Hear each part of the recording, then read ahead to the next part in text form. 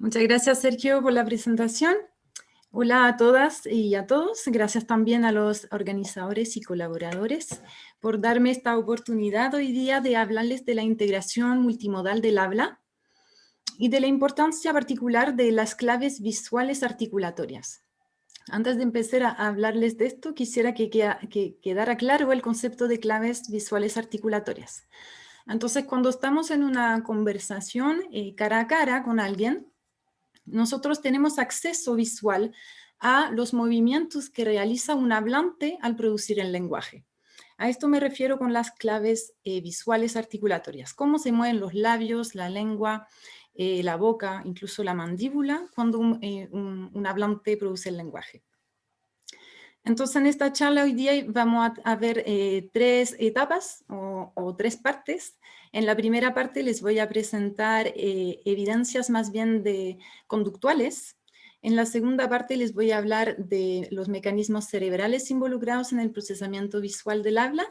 Y en la última parte vamos a hablar un poco de las implicancias que tienen estas evidencias para la educación y la inclusión, sobre todo en tiempos de pandemia como estamos viviendo ahora. Entonces, para empezar con estas evidencias conductuales, tengo que hablarles de dos hallazgos inaugurales que fueron muy importantes. El primer hallazgo del año 54 demostró que en ambientes ruidosos, como por ejemplo en un contexto de fiesta o en un lugar donde realmente hay mucho ruido, la percepción de las claves visuales del habla o de los movimientos orofaciales del hablante nos permiten ayudar la comprensión auditiva de lo que está pronunciando nuestro interlocutor, ¿cierto?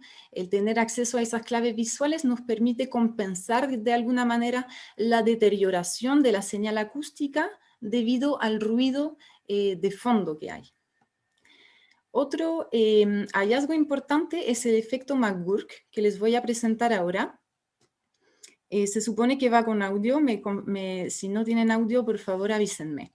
Aquí les voy a pedir que ustedes traten de identificar la sílaba que está pronunciando esta persona. Va a repetir la sílaba 6 veces, la misma sílaba, y quiero que la traten de identificar.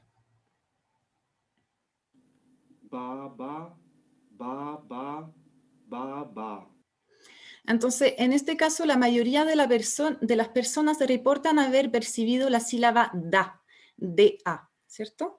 Ahora les voy a pedir que dejen de mirar la pantalla o cierren los ojos y vuelvan a escuchar atentamente a la sílaba que pronuncia este señor, ¿ya? Sin mirar. Ba, ba, ba, ba, ba, ba. Cuando nosotros no miramos la pantalla, vamos a tender a escuchar la sílaba ba, B-A, ¿ok? Y ahora, última vez, voy a poner mute al video y voy a pedir que identifiquen nuevamente la sílaba, pero solamente basándose en los movimientos de la boca. Aquí dice ga. Lo que está articulando este señor es la sílaba ga, solamente que aquí se hizo una manipulación experimental de parte de los investigadores, donde se presentó una incongruencia entre lo que dice la boca y lo que escuchamos con el oído. Y esta incongruencia entre lo visual y lo auditivo genera la ilusión de percibir una sílaba como intermedia, que sería la sílaba da. Entonces, este efecto ha sido, reproducido muchas veces y se encuentra un efecto fuerte en las personas, indicando que la visión puede influenciar y hasta engañar la percepción auditiva del habla. Otro caso en las cuales las claves visuales del habla son muy importantes son para las personas que presentan dificultades auditivas. Se ha demostrado que estas personas son mejores o tienen mejor desempeño en tareas de lectura labiofacial respecto a las personas que tienen buena audición, de personas oyentes. Este efecto también se da en personas que tienen implantes cocleares. También presentan mejor desempeño en tareas de lectura de labios respecto al grupo control oyente. Además, vemos que existe una correlación positiva entre la edad de implantación y el desempeño en estas tareas de lectura labial. Es decir,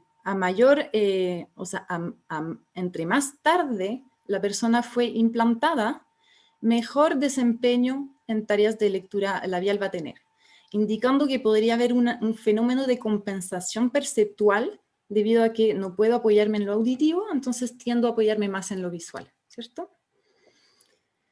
Lo interesante es que este uso de las claves visuales también ocurre muy temprano, en la infancia, cuando los bebés empiezan a aprender su idioma nativo. Ustedes quizás saben que los bebés cuando nacen tienen esta capacidad de oyente universal. Eso es decir que de alguna forma los bebés al nacer pueden distinguir una cantidad impresionante de fonemas no nativos, ¿ya? Que un adulto ya no puede distinguir. A lo largo del primer año de vida, esta capacidad de discriminar fonemas o sonidos de hablas no nativos decae para dejarle lugar a la percepción de los fonemas que sí son nativos y que sí me va a permitir adquirir mi lengua materna. Este efecto se conoce como perceptual narrowing, o en español es como atenuación perceptual, y lo interesante es que se da en la modalidad auditiva o en la fonología, y se ha encontrado también en la modalidad visual, ¿ya? Aquí un grupo de investigadores canadienses comparó el desempeño de bebés de 4, de 6 y de 8 meses en una tarea de discriminación visual, y se dieron cuenta que solamente los bebés más pequeños, los de 4 y 6 meses, pudieron, en base solamente a las claves orofaciales, detectar un cambio de un idioma nativo a un idioma no nativo, solamente en base a los labios. Además, usando técnicas de seguimiento de la mirada en bebés, o eye tracker, algunos investigadores mostraron que frente a un idioma nativo, o cuando presentan a bebés un idioma nativo, los bebés a los 8 meses y también a los 10 meses van a empezar a mirar más hacia la boca de una persona que hacia sus ojos. Vemos que esta capacidad ya decae un poco a los 12 meses y es completamente ausente en la adultez, donde los adultos prefieren mirar a los ojos. Interesantemente, cuando se les presenta a los bebés un idioma que no es nativo, esta tendencia a mirar más hacia la boca se extiende hasta los 12 meses, como en búsqueda de más claves orofaciales para aprender y discriminar mejor el idioma no nativo. Es interesante notar aquí en qué momento ocurre esta reorganización de la atención hacia las claves visuales del habla. Esto ocurre en la misma etapa del desarrollo, cuando los niños también empiezan a producir vocalizaciones más complejas, como un balbuceo más complejo o incluso primeras palabras. En esta etapa del desarrollo, entonces, es muy importante mirar a la boca del hablante, porque nos provee una información valiosa acerca de cómo tienen que ser pronunciados estos sonidos de mi habla nativo. Como mi mamá, por ejemplo, pronuncia agua. Y para esto yo tengo que mirarle los labios, ¿sí? Porque lo que pasa es que nosotros, como humanos, por configuración facial, no tenemos un feedback visual sobre nuestros propios movimientos orofaciales. No nos vemos la boca cuando hablamos, ¿cierto? Por lo tanto, la boca de nuestros interlocutores se vuelve una fuente de información muy clave para formar en esta época de la vida nuestro repertorio articulatorio.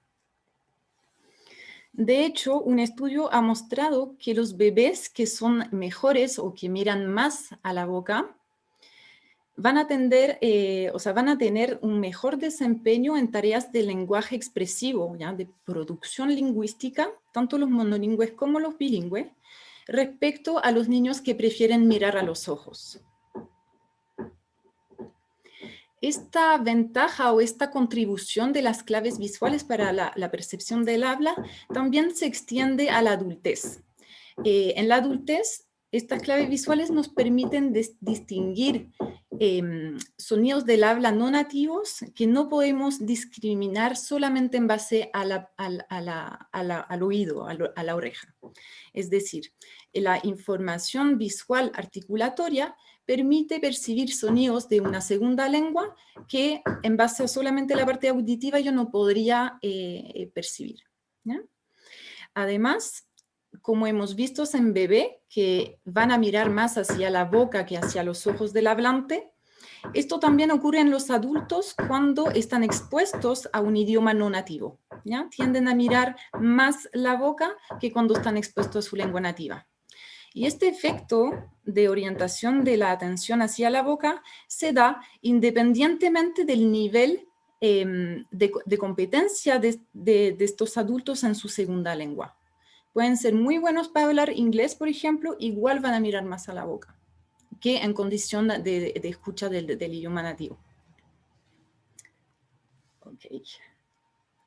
Vamos a hablar ahora un poco del procesamiento visual del habla en el cerebro y de lo que considero ser una deuda de los modelos neurobiológicos del lenguaje que hasta la fecha no han entregado un modelo que sea suficientemente descriptivo o integrativo respecto a la cantidad de evidencias que hay sobre la importancia de estas claves visuales, ¿ya? Los modelos más prevalentes hasta ahora se basan mucho en la parte motora, en el área de Broca, conocido el área de Broca para la producción del lenguaje, y también se basan mucho en el área de Wernicke, más bien auditivo para la comprensión del lenguaje, pero todavía no hay mucha integración de lo que se sabe acerca de las claves visuales del habla.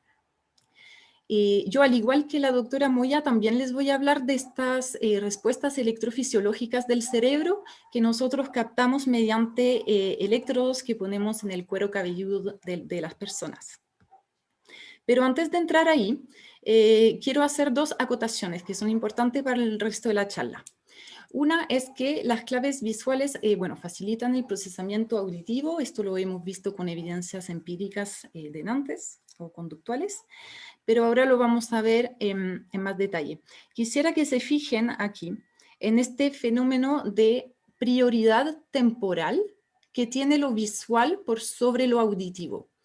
Aquí con mi hijo hicimos este experimento para que les quede más claro. Entonces aquí el Noah va a decir algo. Él empieza con su boquita cerrada, y alrededor de los 20 milisegundos aquí va a empezar a mover sus labios, preparando o posicionando sus labios, su lengua, su todo, para poder pronunciar. Pero fíjense el tiempo que demora. De aquí de los 25, abre la boquita, abre más grande, empieza a preparar su lengua que va a venir a posicionarse en los labios, y recién ahí, en los casi 80 milisegundos, es donde finalmente Noah va a pronunciar, va a empezar a generar este sonido. Entonces, a lo que voy aquí es que todo este tiempo de preparación es una información visual que nos llega con anterioridad a la auditiva, porque todo este camino de los labios, de la lengua, de todo, recién aquí es que empieza a sonar. Te amo, mamá. Ok. Otra... Te amo, mamá. Ay, Te amo, no, mamá. no quiero hacer eso. Ya, aquí quiero hablarles de otra cosa. Entonces, esta es la temporalidad de lo visual sobre lo auditivo, y aquí quiero hablarles de la importancia del lugar de articulación de algunas sílabas, porque en función del lugar de articulación van a ser más visibles que otras, por lo tanto nos van a ayudar más. Por ejemplo, la P, la B, la M de mamá, todas estas se pronuncian con los dos labios, como de forma muy externa, por lo tanto son muy visibles. En cambio, hay otras, como la sílaba ga o ka, las velares que están aquí, se pronuncian con la raíz de la lengua, y estas sílabas son casi invisibles, ¿no? O tienen mucho menor saliencia visual. Ok, dicho eso, entonces ya sabemos que hay una prioridad temporal de la información visual sobre la auditiva porque llega antes por el simple hecho de que para producir un sonido tengo que posicionar primero mis efectores orofaciales, ¿ya? Entonces, usando estas respuestas electrofisiológicas del cerebro, se ha demostrado que esto, o sea, se ha corroborado de que esto ocurre, ¿ya? Aquí la respuesta auditiva, cuando solamente se muestra la sílaba PA en la modalidad auditiva, tiene un pic de actividad alrededor de los 200 milisegundos, pero si le agrego la parte visual a esta sílaba, es decir, que ya se muestra la persona pronunciando PA, además del audio, gano en algunos milisegundos, es decir, hay una facilitación temporal del procesamiento auditivo. Y esta facilitación temporal va a ser mayor cuando las sílabas son más salientes, cuando tienen como un punto de articulación más visibles respecto a las que tienen menos visibilidad. Entonces, este año publicamos un paper en la revista Frontiers in Human Neuroscience, donde encontramos que las claves visuales del habla, estos movimientos, nos permiten generar predicciones auditivas, ¿ya? Entonces lo que hicimos es mostrar a unos 40 participantes distintos tipos de sílabas que diferían en su punto de articulación. Entonces teníamos estas sílabas bilabiales que son bien visibles, pues se pronuncian adelante del aparato vocal. Estas que son un poco menos visibles, pero bueno, y las velares que son casi invisibles, se pronuncian bien atrás, ¿cierto? Ga, ka, como en la garganta. Lo que observamos es que la predicción crossmodal o la saliencia visual de estos distintos puntos de articulación que eran más visibles o menos visibles modulaba la generación de predicciones crossmodales. ¿A qué me refiero con predicciones crossmodales? Es poder, en base a lo visual, predecir lo auditivo. ¿Qué va a decir la persona después? ¿Ok? Entonces aquí encontramos que las sílabas bilabiales, que son más salientes visualmente, generaban mayores expectativas de alguna manera o mayor predicción crossmodal. Quisimos replicar este experimento, el mismísimo, pero en esta oportunidad los participantes que observaban los videos de las sílabas, se les pidió que sostuvieran dentro de su boca como este palito de helado, ¿ya? Aquí la idea era que ellos tuvieran como bloqueados o interferidos sus movimientos orofaciales. ¿Se entiende? Ahí están como más restringidos la lengua, la boca, etc. Lo que encontramos es que para las sílabas que eran bien salientes, este efecto de predicción crossmodal no se daba cuando los efectores del habla estaban restringidos en su movimiento. Para entender un poco mejor o poder interpretar este resultado, les tengo que hablar del rol del sistema de neuronas espejos, quizás la hayan escuchado, para la integración multimodal del habla. Entonces, las neuronas espejos son un sistema de neuronas que nos permite una resonancia motora entre un observador y un observado. ¿A qué me refiero con resonancia motora? Cuando, por ejemplo, si yo observo en un otro un movimiento, digamos, de brazo, en mi propia corteza motora que se encarga del movimiento de brazo, yo también voy a tener una actividad. Es decir, que la mismísima parte de la corteza motora de la persona que va a ejecutar también se va a activar en la persona que observa, ¿sí? A esto se le llama la resonancia motora. Y es neuronas espejos porque hay como una especie de reflejo de uno en el otro y viceversa. Esta resonancia motora es clave porque es la que nos permite generar predicciones crossmodales, ¿sí? Debido a que no puedo tener este feedback visual sobre mis propios movimientos orofaciales, dependo mucho de los demás, de los movimientos de la boca de los demás. Y gracias a estos movimientos en ellos y a esta resonancia motora, yo puedo saber que si la persona empezó a presionar los dos labios, por ejemplo, era mucho más probable que fuera a pronunciar una sílaba bilabial, ¿sí? Entonces tendríamos estos dos mecanismos que son bien importantes, el de resonancia motora entre el observador y el observado, la cual nos permite hacer estas predicciones crossmodales, que repito, es predecir, bueno, aquí en el caso de nosotros es predecir lo auditivo en base a lo visual. Seguimos nosotros entonces con este experimento que está por publicarse, donde quisimos ver qué pasaba en las cortezas motoras en las cortezas motoras durante la percepción de visemas. Lo que observamos es que existía una mayor resonancia motora cuando se observaban las sílabas que tenían mayor saliencia visual, ¿sí? Era como de esperar. Lo más visible, el ba y el pa, por ejemplo, van a generar mayor resonancia motora que una sílaba que se pronuncia mucho más atrás en el aparato vocal, ¿sí? Porque es menos visible. Interesantemente, en el segundo experimento, ¿se acuerdan? Los participantes tenían los efectores bloqueados por este palito de lado, y esta manipulación experimental de tener bloqueados los efectores generó que ya no se observara esta diferencia en resonancia motora asociada a la saliencia visual de las sílabas. Pero sí encontramos que la resonancia motora para las sílabas que eran bien salientes era más fuerte, más presente en la observación libre de las sílabas que durante la observación con el palito de lado y la lengua, los labios como restringidos, ¿sí? Entonces, en base a estas evidencias y también debido a la carencia quizás en la literatura, nosotros propusimos o hipotetizamos la existencia de un repertorio trimodal, donde finalmente los sonidos,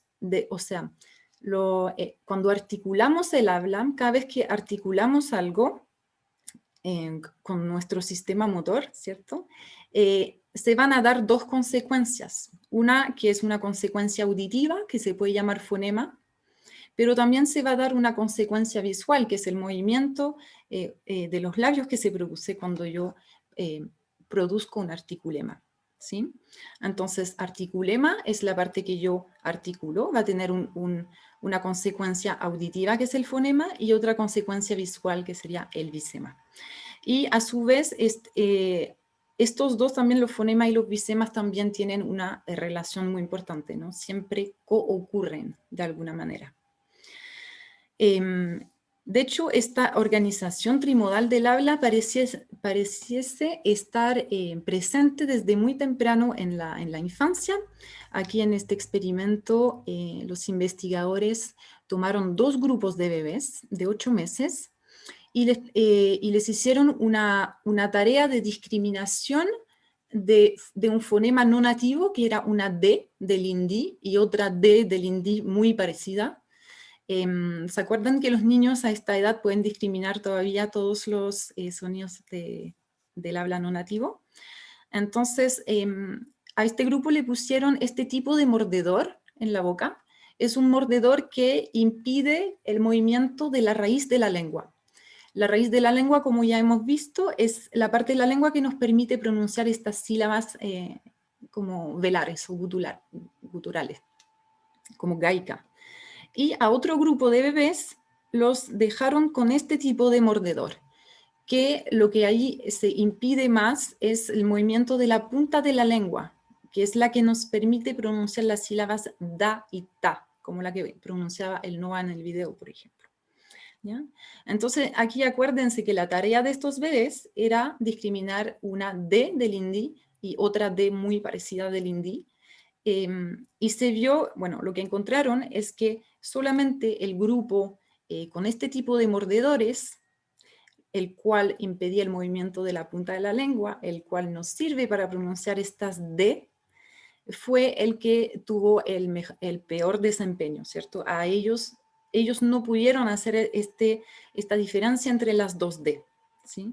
En cambio, el grupo que tenía otra parte de la lengua más trabada, sí lo pudo hacer. Entonces, esto sugiere finalmente que desde temprano en la infancia, hacemos uso del sistema de producción motora del habla para recuperar estas informaciones articulatorias para después usarla y generar predicciones sobre las consecuencias sensoriales de nuestros movimientos. Ok, nos toca ahora hablar un poquito del desafío de comunicación que ha representado la pandemia, ¿cierto? Porque sabemos que, bueno, además de las cuarentenas que no nos permiten tener este tipo de interacciones cara a cara, ¿no? Con los amigos y vernos las bocas cuando hablamos. Además tenemos este distanciamiento social que nos hace estar más lejos unos de los otros. Y bueno, como hemos visto hoy día, el procesamiento del habla no es solamente auditivo, sino que también es visual y pasa por unos procesos de resonancia motora, ¿cierto? Entonces, una de las cosas que ha resultado como de la pandemia es el uso de estas mascarillas que nos tienen nuestros nuevos mejores compañeros o peores compañeros. Estas mascarillas han provocado o siguen provocando una deterioración de la percepción del habla, porque ahí lo que ocurre, y creo que todos lo habremos experimentado en algún momento, se deteriora la calidad acústica del habla cuando yo lo estoy produciendo, como que la misma mascarilla tiene un efecto de filtro de frecuencias altas. Pero creo que es importante ver aquí como todas las claves visuales del habla están inaccesibles, ¿cierto? Y en consecuencia nosotros estos mecanismos de resonancia motora tampoco los podemos hacer. Entonces, si tenemos que hablar de políticas públicas basadas en evidencia, podemos empezar a revisar que hay organizaciones importantes como las Naciones Unidas que ya están haciendo el llamado y sensibilización en las personas para que empiecen a usar estas mascarillas transparentes que nos ayudan, que ayudan a las personas con dificultades auditivas a comprender mejor y comunicarse mejor. La revista Nature, en ese mismo sentido, también está dando consejos para la docencia en el marco de la pandemia y sobre todo como para ser más inclusivos con nuestros estudiantes. Los invito a revisar. Este paper es muy corto, está bien escrito. En Francia, por ejemplo, también, que retomaron las clases en septiembre, hicieron obligatorio el uso de mascarillas transparentes en profesores de básica y profesores que tengan en su aula alumnos con dificultades auditivas. Donde estamos en Chile todavía estamos solicitando la implementación del uso de estas mascarillas inclusivas, tanto para las autoridades que se expresan en la televisión, por ejemplo, que están siempre así y no podemos ver nada, y los funcionarios públicos también que atienden al público. No estoy diciendo que sea la solución de todos nuestros problemas, porque esta mascarilla también implica una deterioración acústica del habla, pero sí nos devuelve al menos las claves visuales del habla y estos mecanismos de resonancia motora que hemos visto que son bien importantes. Bien importantes no solamente para las personas que están con dificultades auditivas, que esto ya yo creo que era bien obvio, ¿no? Pero hay situaciones menos obvias, como las que hemos visto hoy, donde, por ejemplo, trabajar en un ambiente ruidoso, donde colapsa la señal acústica, se vuelve muy importante poder leer los labios. Hemos visto también en bebés prehablantes, que es muy importante para que ellos puedan formar su repertorio articulatorio, pero también para los hablantes no nativos de un idioma y similarmente para los contextos de aprendizaje de una segunda lengua, ¿sí? Entonces si les interesa tener más tips o consejos sobre cómo hacer unas clases más inclusivas, los invito a revisar este sitio del National Institute of Health de Estados Unidos sobre Deafness, los cuales, bueno, presentaron estos consejos que, si bien inicialmente están dedicados a personas con dificultades auditivas, creo que puedo decir que también valen para las personas que trabajan en salas cunas con bebés, en fonoaudiología, pero también para educadores de párvulo, profesores de L2 y también para todos los que seguimos en contacto con los adultos mayores. Entonces, por todos ellos, no seamos diferentes. Muchas gracias a ustedes por su atención y a los organizadores y a mi laboratorio también, que siempre me apoya. Gracias. Muchísimas gracias, Maeva, por tu intervención. Si quieres, puedes dejar de compartir pantalla para que... perfecto. Tenemos un montón de preguntas, todas muy buenas. Yo también soy lingüista, entonces es difícil elegir las preguntas más relevantes dentro de todas las muy buenas preguntas que se han hecho. Pero bueno, igual recuerden que la mayoría de las preguntas se van a responder, que no se responden acá, se van a responder en un correo de resumen. Partamos con esta, Maeva. ¿Por qué para algunas personas relacionadas con la educación no es conveniente enseñar un segundo idioma a niños y niñas de 2 años en adelante? ¿Por qué? ¿Por qué sería? No sé si entendí, pero ay, no sabía que esto era así. ¿No es conveniente como a nivel de que no es fácil? ¿O no conviene por evidencias previas que hay? Ay, que no vas a poder saber tú.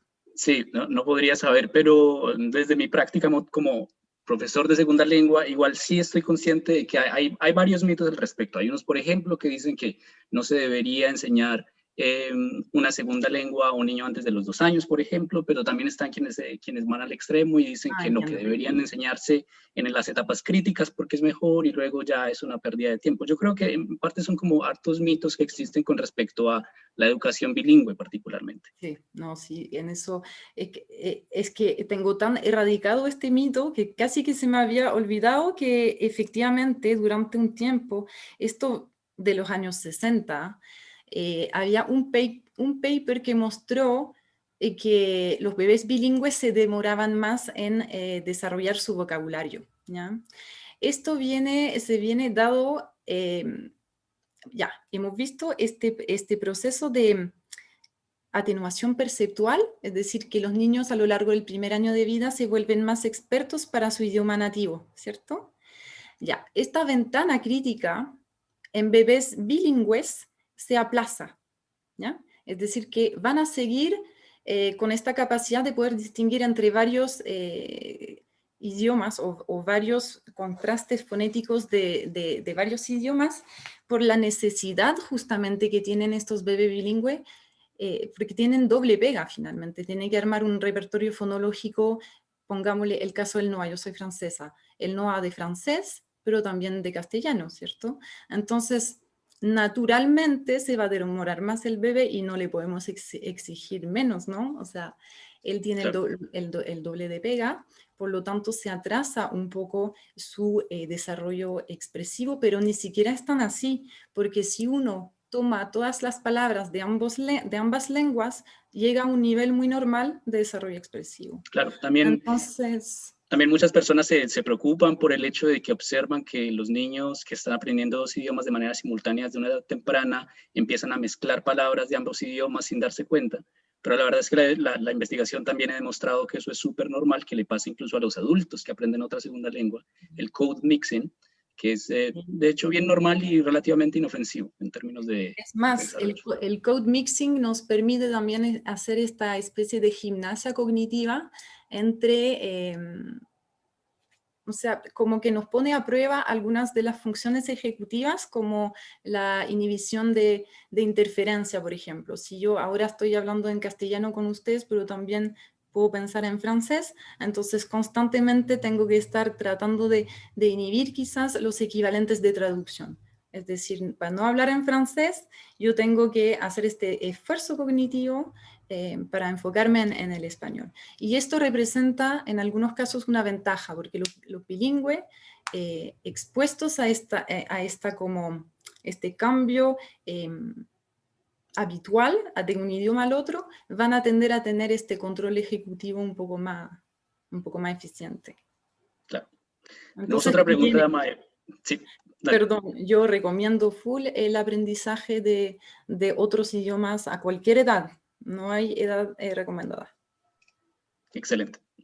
Tenemos otra pregunta. Cuando comentaban acerca de la importancia de las claves visuales, adultos o cuidadores con trastornos de los sonidos del habla, ¿Ya? dificultades en la articulación, podrían generar un modelo erróneo de articulación que se transmita a los niños o niñas y transmitirles un trastorno de los sonidos a futuro.